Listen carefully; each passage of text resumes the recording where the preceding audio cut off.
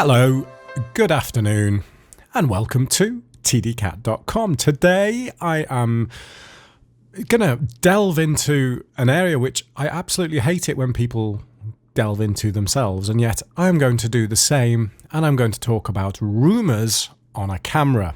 We're getting pretty close now to the launch of the 5D Mark IV, and there are various things around on the net about this camera. In fact, there have been for ages, and this is the first thing that sort of bugs me, I guess, is the fact that people rumour about this sort of stuff for like years before the product comes out. And I sort of think, what's the point? Because you're either going to be pleased or you're going to be disappointed, but you're not going to know. So who cares? Are you going to really plan for it? I mean, are you going to... If you hear about a rumour and think, oh, that's really good, I'm going to wait for that camera, can you really trust it? Because it is a rumour, and the people who know about this stuff are under strict NDA about these type of things. And so, it is exactly that, rumour.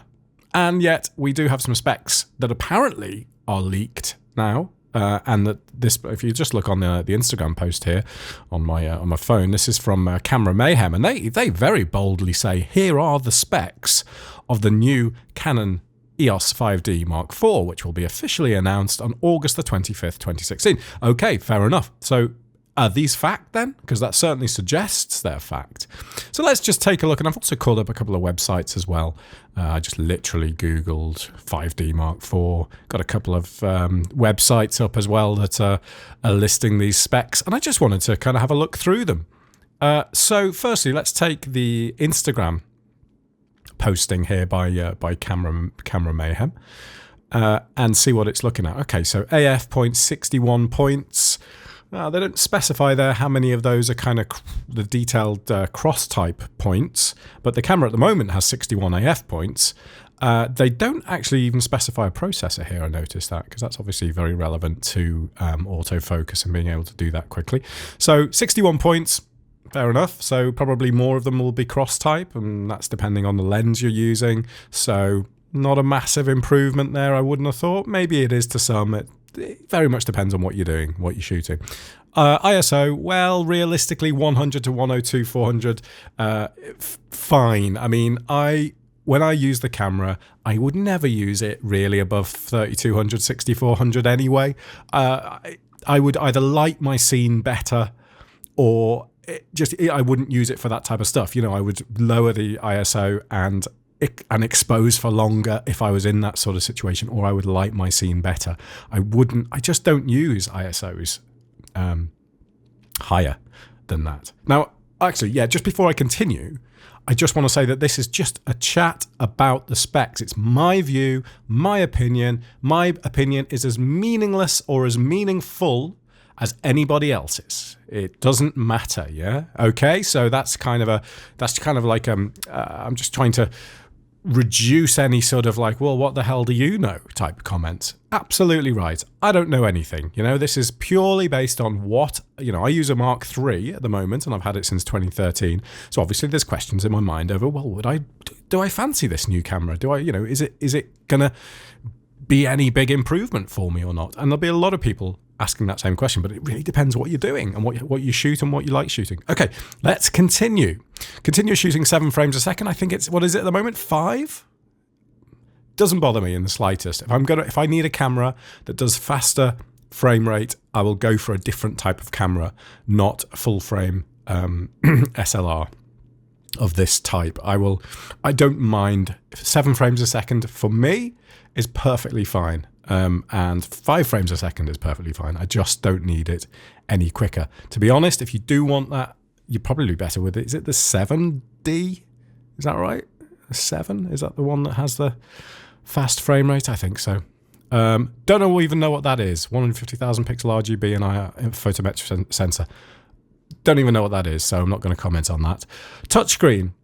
Well, I hate touchscreens. Does this make me sound old and miserable? When I use camcorders and when I use video cameras and film cameras, if they have touchscreens, it really puts me off. I like to have just a little joystick or controlled by buttons or something like that. I find touchscreens it's just another reason for the screen to get dirty, and I prefer having an actual something that's controllable via a kind of wheel or something, which I assume this one will be as well. Anti-flicker, does that relate to video or what? I'm not sure on that, but fine. Dust and water spec doesn't actually specify what spec, but guess it's going to be the same as the 5D is at the moment, so it has a certain amount of protection against dust and water ingress. I don't know what the IP rating of the 5D is, but it's better. That's what you pay for with a camera like this. It is better than sort of your kind of lower end £500,000 SLRs. You pay for that sort of solid body with sealed. I think that was the reason they didn't put the movable screen on the 5D3. Was because they wanted that seal to be absolutely solid. And that was the only way or the best way to achieve it. Right, video. Now, video is a huge deal on the 5D because this camera is used by a lot of people for video. And I think that's kind of still the case. And there are alternatives now. I think that a lot of people will moved over to kind of C100s and C300s if they're Canon fans, but a lot of people do still use the 5D for video. And I think there will be some disappointment here around the fact that if this is true, 4K is only going to be at 30 frames a second.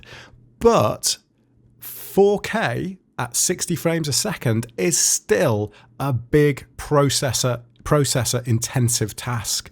You can't underestimate how much processing power is required to do a UHD or 4K DCI, I'm not sure what this is, capture at 60 frames a second. There's a lot of processing power there, a lot of battery power required. It really does take it up a notch. And then, of course, then we've got to sort of talk about codecs and things and how it's going to be captured, because the data rate then again for 4K 60 frames a second is much higher. And it's just, I think 4K for 30 frames a second, I'm assuming it will probably do it'll do PAL, so it'll do 25 frames a second, and it'll probably do a 23976 or a 24 frames a second, probably 24 frames a second as well. Don't know. You can cut out the JPEG still image of an 8 megapixel from the 4K video. That's nice to do. I do that a lot. When I shoot 4K at the moment, I find myself extracting still images, and the still images are really, really clear. If you go to this page on my website, you'll see a few of those. They're actually they're just full HD frames taken out from when I've done some filming recently. And they look really, really good. You can get some fantastic results. It kind of means it's certainly not the same as taking a picture, but it's a very nice option to have. Right, 120 frames per second HD video for slow motion. Well, okay, that is, but it doesn't specify a resolution there. But if we look at other sites, I think this might just be a copy of that site. In fact, is that the same site? Let's have a look. Detail spec. Okay, so full HD. So this one, it says HD, so not full HD, because there's a difference between. Okay, so this does say HD video for slow motion. So HD, we will assume here to be 720p. 720p, 120 frames a second, I don't think is going to be taken as useful for anyone. People assume full HD now and will want full HD for their capture. So 120 frames per second will need to be full HD if it's going to grab an audience, in my view. Built-in GPS, Wi-Fi, NFC.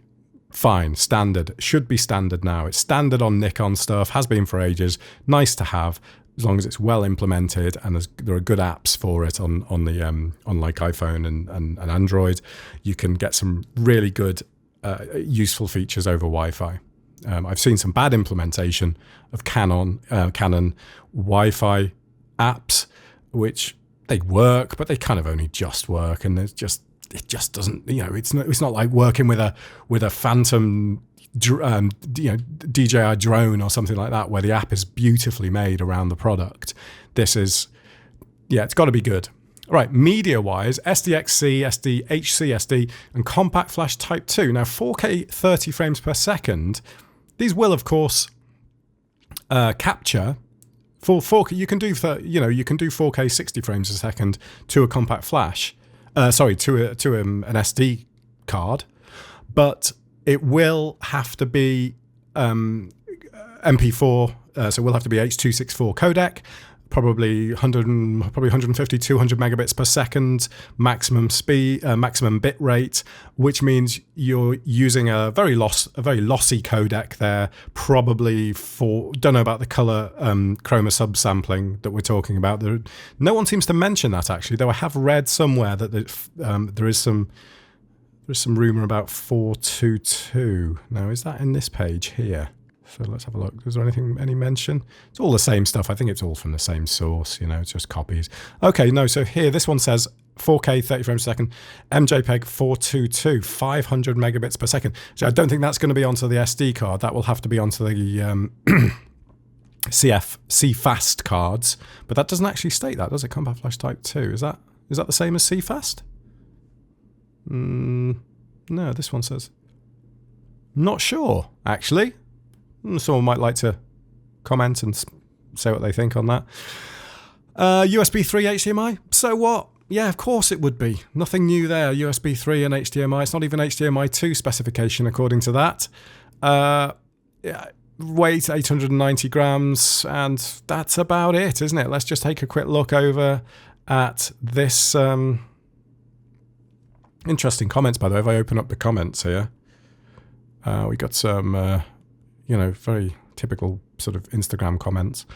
But let's just open these up and sort of say, so it seems to be floating a lot of people's boats, this. Literally one of the top 200 cameras out, in my opinion. Yeah. Yeah, see, this guy here, Cars 10 the Vites.